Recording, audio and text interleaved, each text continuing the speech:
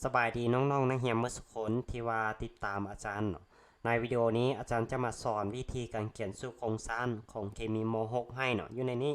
อาจารย์จะสอนพวกอังการอังแกนอังกิมพวกนี้ให้ว่าเวลาเราเขียนสูตรโครงสร้างเราจะเขียนแบบใดเนาะสังเกตเบิ่งตัวทำอิฐนี่อังการเนาะอังการอังการจะมีสูตรรวมคือ cn หักcn หัก 2n บวก2เนาะ ซึ่งว่า n ตัวนี้จะใหญ่กว่าหรือเท่ากับ1ขึ้นไปเนาะ1ขึ้นไปหมายความว่าอยู่ในนี้เนาะn สามารถเท่ากับ1ได้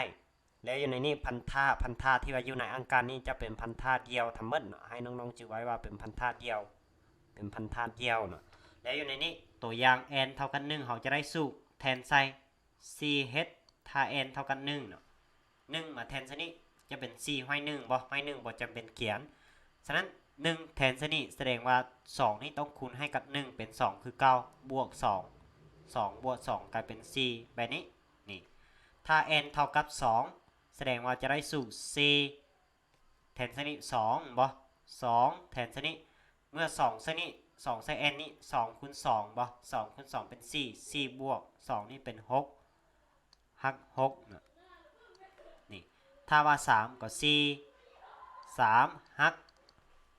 2 3 6บวก2เป็น8นี่8แล้วก็c หักc หัก4 2 4 2 8บ่4 2 8บวก2อีกเป็น10 c 5หัก12บ่ c 6หัก14ต่อไปเนาะแล้วก็ c 7ต่อไปแล้วอยู่ในนี้ถ้าว่าแบบนี้เขาจะอ่านว่าบูตาน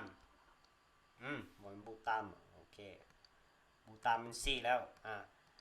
แม่เนาะถ้าว่าใส่กระบอกยาวตัวมีตัวเดียวเขาเอิ้นว่าแม่เริ่มจากแม่ตัวนี้เป็นอังการกับแม่ตานนี่เป็น A ตานโอเคตัวนี้โปรปานอันนี้บูตานนี่ตัวนี้แปนตานอันนี้เฮกซานโอเคถ้า7ต่อไปก็เฮดตานต่อไปเนาะเฮดตานถ้า7ก็เฮดซัม8ก็อกตาม9ก็โนนาม10ก็เดกามยังน้อยบ่ได้ให้เราให้ได้ฮอด10เนาะแต่ว่าอันนี้อยู่ในปื้นม.6 ก็มีอยู่แล้วแล้วก็อยู่ในปื้นล้วนสูตรเคมีก็มีเนาะมีแต่น้องๆไปเบิ่งให้ละเอียดขึ้นไม่แล้วอาจารย์จะมาสอนตัวนี้อาจารย์จะสอนให้มื้อนี้อาจารย์จะสอนให้เฉพาะเขียนสูตรโครงสร้างเนาะอยู่ในนี้เขียนสูตรโครงสร้างเบิ่งตัวอย่างคาร์บอนมีตัวเดียวเขียนคาร์บอนก่อนอันนี้ตัวนี้เนาะตัวที่1นี่คาร์บอนมีตัวเดียวเขียนคาร์บอนไปก่อนคาร์บอนตัวเมตานี่คาร์บอนเขียนไปก่อนแล้วไฮโดรเจนสังเกตเบิ่งไฮโดรเจนมี4ตัวบ่สังเกตเบิ่งคาร์บอนตัวนี้ต้องมี4พันธะเนาะ4พันธะฉะนั้นคีย์4พันธะใส่4พันธะแล้วที่เหลือนี่อ้อมตัวพันธะนี้จะตื่นอย่างใส่ก็ต้องตื่นไฮโดรไซด์บ่ไฮโดรไซด์นี่แบบนี้นี่เราจะได้สูตรโครงสร้างของบูตามตัวนี้ออกมามันนี่ตัวเอตามอันนี้เป็นตัวนี้เนาะ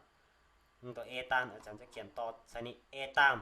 มีคาร์บอนอยู่2ตัวเขียน1 2นี่แล้วพันธะอยู่ในอังกามตัวนี้จะเป็นพันธะเดียวหมดก็เขียนพันธะเดียวใส่เนาะแล้วก็ตื่นใส่คลิกให้มี C ตัวนี้ก็มี C พันธะบ่อันนี้1แล้วยังอีก3ตื่นใส่3ตัวนี้ก็ยังอีก3นี่เห็นบ่แล้วก็ตื่นอย่างใส่ก็ต้องตื่นฮีโร่ใส่บ่ตื่นฮีโร่ใส่นี่ง่ายบ่ตื่นฮีโร่ใส่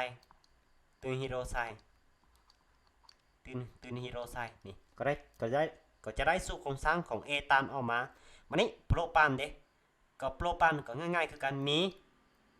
ตัวนี้มีคาร์บอนอยู่จักตัวมีคาร์บอนอยู่4ตัวก็เขียน3ตัวก็1 2 3ใหญ่ไปแล้วก็อันนี้นี่พันธะเดียวก็ขีด1เดียวใส่วันนี้มาเบิ่งว่าพันธะที่อยู่ในนี้มีจักตัวแล้วคาร์บอนตัวสุดท้ายตัวนี้เนาะมี1ตัวแล้วบ่อันนี้พันธะ1ตัวยังอีก3ตัว1 2 3นี่ตัวนี้ก็1 2แล้วบ่ยังอีก2 1 2ตัวนี้เด้ยังอีก1 2 3แล้วก็น้องๆก็ตื่นฮีโร่ใส่อันนี้ฮีโร่อันนี้ฮีโร่เนาะมันจะสร้างกันอันนี้ก็ฮีโร่อันนี้ก็ฮีโร่นี่ตื่นฮีโร่อันนี้ฮีโร่อันนี้ก็ฮีโร่นี่นักเบิ้งมานักเบิ้งว่ามีไทยบอกกับC358 C4358เนาะ1 2 3 3บ่43ฮีโร่1 2 3 4 5 6 7 8ตัวพอดีถ้าเขาบ่อยากเขียนแบบนี้อยู่ในพื้นตำราเนาะหรือว่าเวลาเขียนสู้โครงสร้างเขาสามารถเขียนย่อได้แบบนี้คือกระบอกนี้ตัวเดียวบ่ก็เป็น C สามารถเขียนได้แบบนี้ฮีโร่ยูออมนี่มี1 2 3ก็43แล้วก็ขีดตอกนี้1 2 3 3ตัวเขียนแบบนี้มันจึงบ่เปลือนเนื้อที่เจียเฮาบ่เขียนแบบนี้ก็ได้เนาะอันนี้เขาเอิ้นว่าโครงสร้างแบบย่อเนาะอันนี้แบบขยายเลยแบบขยายสู่โครงสร้างที่แท้จริงเลยเนาะอันนี้สู่โครงสร้างแบบย่อแล้วตัวนี้คือกันถ้าบ่อยากให้เปลือนเนื้อที่เพิ่นก็มักเขียนแบบนี้เนาะเวลาเขียนถ้าว่าเขียนพวกอย่างเขียนสู่โครงสร้างที่เป็นไปได้หรือว่าเขียนอีโซเมอร์เนาะอีโซเมอร์ก็เขียนไปนี้อันนี้มี2บ่ตัวนี้มี2ก็เป็น CH2 ตัวสุดท้ายนี่มี3ก็ CH3 แบบนี้นี่ถ้าว่า C เด้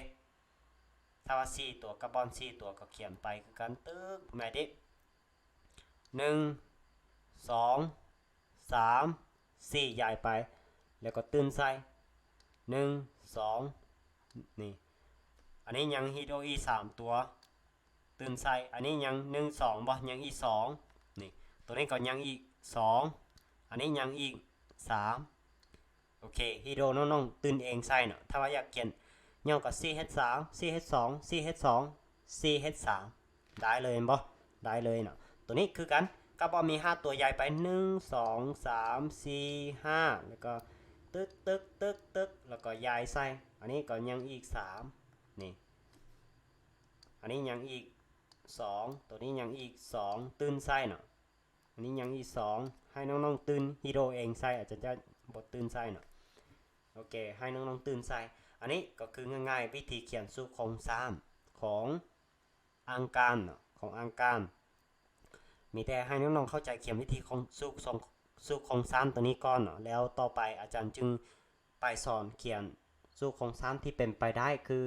ตัวอย่างอันนี้บูต้านี่มันจะอาจจะเขียนสู่ได้2แบบบอ3แบบบอได้2อีโซเมอร์หรือว่า3อีโซเมอร์เนี่ยแบบนี้เนาะหรือว่าอีโซเมอร์นั่นแหละทางที่ว่าสามารถเขียนสู่โครงสร้างได้2-3ทางเนาะก็คืออีโซเมอร์ก็คือเป็นธาตุที่ว่ามีสูบโมเลกุลอันเดียวกันแต่มีสูบโครงสร้างได้หลายๆแบบนี้เนาะ